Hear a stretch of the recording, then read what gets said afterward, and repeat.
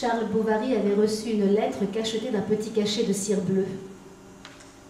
Se rendre immédiatement à la ferme des Berthaud du père Rouault pour remettre une jambe cassée.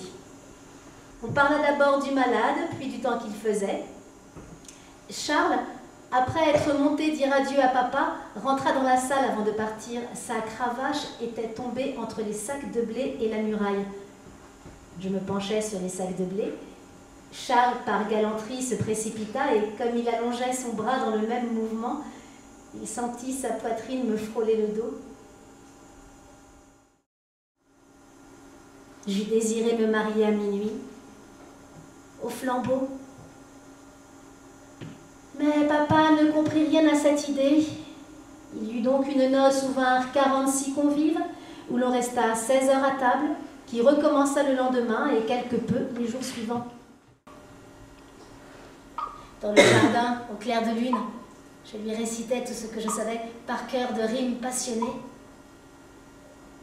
Je lui chantais en soupirant des adagios mélancoliques. Je me trouvais ensuite aussi calme qu'auparavant. Et Charles n'en paraissait ni plus amoureux ni plus remué. Ses expansions étaient devenues régulières. Il m'embrassait de certaines heures, c'était une habitude parmi les autres, comme un dessert prévu d'avance après la monotonie du dîner. Vers la fin de septembre,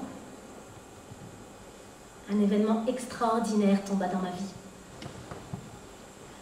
Je fus invitée à la Vaubyessard chez le marquis d'Andervilliers, qui avait trouvé que j'avais une jolie taille, que je ne saluais point en paysanne. J'étais tout occupée de mes passions et ne m'intéressais pas plus à l'argent qu'une archiduchesse.